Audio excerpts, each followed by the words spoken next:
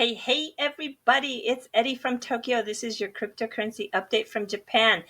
Before I get into a little bit of news, I want to tell you that CKJ just confirmed he's going to participate in the panel discussion. We're going to have that first one on October 28th, which is a Sunday afternoon. I'm not going to do it live because it's the first one. I want to get this first one off the ground without any hitches. And you know, technology, we could run into some sort of hitch, and I don't want to do that to everybody. So it'll be DM Logic, myself, Jungle Inc., and CKJ. After the first one gets off the ground, I'm going to drop off. I'm going to hand the baton to DM Logic. He then can invite anyone he wants to do the second one. That could be another YouTuber. It could be a blogger. It could be somebody he knows in the community that is one of his subscribers. I don't know, and I don't care. I just think that this is going to be a great opportunity for the cryptocurrency community to share, to get educated, to expand their knowledge by using all the talent that's out there in this ecosphere. So I am just thrilled that we'll get the first one done, and then I want to see it organically grow. So I'm very excited. Okay, the first news, it's official. The Japan Bank Consortium has launched MoneyTap today. It's a Ripple-powered payments app to offer real-time settlement for domestic payments in Japan. Now, it is just the first step of many steps to follow. The first step is with the Shumisen SBI Net Bank, Suruga Bank, and Resona Bank. And then it's going to incorporate those 60-some banks that are in the consortium. From there, you're going to see that it goes outside the borders of Japan and will be able to provide services with all of those banks' partners. So you can imagine how big this is going to be, not only for domestic remittances, but also for cross-border remittances. This consortium is 80% of the transactions that take place in this country.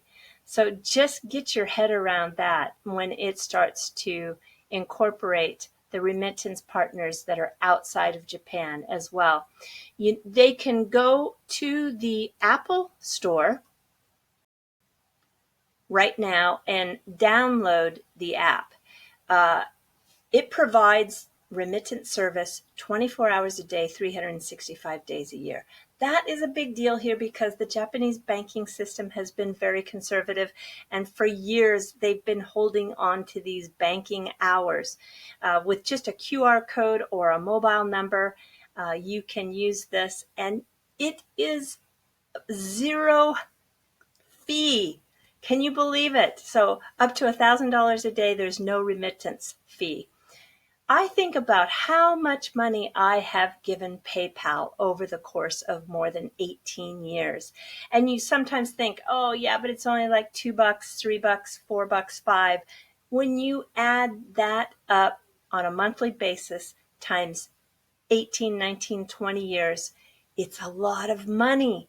So it's finally blockchain and these technology that RippleNet offers just doesn't save the banks and financial services money, but it saves people like the users to save all this money as well. So I think this is very exciting, and especially when we see SBI has been working with the Bank of Siam in Thailand using the XRP digital asset. You're going to see all of these banks start using the XRP to do their international remittances. That's why this is the first of many steps, and it's a big deal. Here I can show you, I'm going to put the link to this video down in the comment section below. This is a video that's not new, but it talks about the services that the mobile app is going to bring. And In this section, it really brings it down to home. You can see that people can use it to buy a cup of coffee, split the cost if you have a lunch or dinner with your friends. You can send money to kids overseas, as it says, and of course you can do internet shopping. This is the gateway to a cashless society. And if we go back down to the 1 minute 4 mark, you can see here 1 minute 5, this is where it starts talking about how this is going to expand the cross-border e-commerce and business expansion of Japanese companies to Asia. So on this one, it has Thai, which is Thailand, of course, and then Singapore, which is Singapore. But as you know, that even SBI is testing these cross-border remittances using the XRP token with South Korea too. So just think, not just SBI, but all these banks with all their partners around the world using this MoneyTap app. It's going to be really amazing. So I think it's, I finally see that it's actually bigger than I originally had envisioned. Okay, so Zaif, the cryptocurrency exchange that was down in Osaka that was hacked of 6.1 million, is under the microscope. They took that in BTC, BCH, and Monocoin, and they have immediately transferred those coins to overseas exchanges, and they're gradually converting it into cash. So the article here says, what the FSA is doing is coming down on the exchanges in a very strict way. And there's talk that they're going to cap the availability of funds in the hot wallets at roughly 10 to 20% of the customer's assets. So we just have to wait and see, but I think we've got a lot of changes coming. Here is another change. Abe-san, who is the Prime Minister of Japan, he just shuffled his cabinet again for the 4th time. And in his shuffle, we've got a new key person at the top of the Minister of Science, Technology, and IT. And he is a key person when it comes to cryptocurrency. Thank goodness he is crypto friendly. So I feel just fine that he's in that position, because he is been involved in some policy changes, and he is very pro crypto. So I'm not worried about that. I think we'll probably see a lot more of him in the news in regards to cryptocurrency news soon. And today, Deutsche Bank lost 2 top people in Japan, in Tokyo. The top Japanese deal maker and the COO have quit. They have been actually losing lots of people this year, and it's a little bit rocky. One person went to work at a cryptocurrency exchange to actually start up a new exchange, and the Japan chairman, who was 71, he actually stepped down in June. But this particular gentleman here, Keisuke Sueyoshi, he's 46.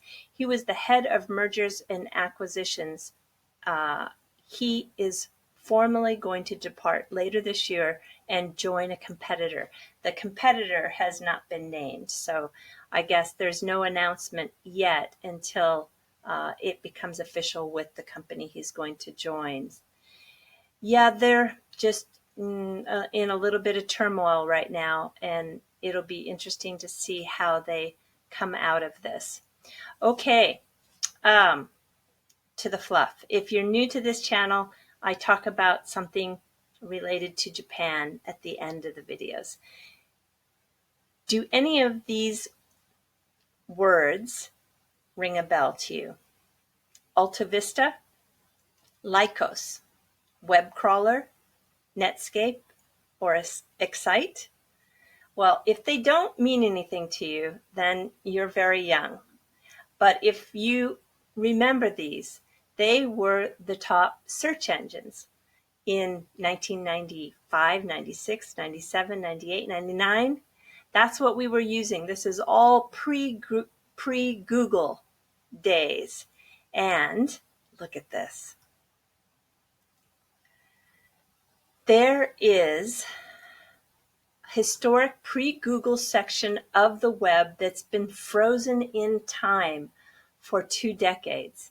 And it is unfortunately about to get destroyed. So they made the announcement that they're going to do away with the GeoCities in the Yahoo Japan site in March. So if you have a Japanese Yahoo email, you can actually access this. If you don't know about GeoCities, it was created. Let me see if I can show you a picture of it. Here we go. It was created in 1994. It was originally called the Beverly Hills Internet. Interesting, huh? In 1999, Yahoo acquired it for $4 billion. And at that time, it was the third most visited site on the, what we called back then, the World Wide Web. We never called it the internet. We never called it the web. It was always the World Wide Web. Well, in 2009, it was shut down in the United States. At that time, it had 38 million user-built pages. But Japan section of it has been frozen and untouched for all those years. This is what a website looked like. Look at this. Look at this. Yeah, look at the navigation is here on the right-hand side. How strange, huh? And I remember these. I remember everything. It was very much, we did have some kind of rotating GIFs and flashing things and running mail people, but this one is very, very early. There is nothing but just text, basically. Yeah, with live links. And then look at this one. This one was on the GeoCities website since 1999. And do you remember? Everybody had these counters. So these counters were always at the top or the bottom of the page, and it would show you how many visitors you'd had to your page. And I can remember checking that counter. It was like, you know how we check cryptocurrency prices now? Every 5 minutes you're checking. We used to check our counters. How many people have been to my page? Oh my gosh, how many people? Oh my gosh. So yeah. I just think this is just a little sad actually to see it disappear. It should be preserved. I mean, it's so special. Where can you go now and visit how the web was more than 20 years ago? Well, just until March of 2019, you can still do it on the Yahoo Japan GeoCities site. And here's the last one I wanted to show you. Look at this. How simple. How innocent. This was what the internet looked like back then. Kind of was nice, huh? Now we're so full of overstimulation with all those pop-up ads and videos, and this is just calm and relaxing, actually. Simple. Yeah. Okay. That's all I have for you today. Thank you so much. Sayonara for now. Take care. Bye-bye.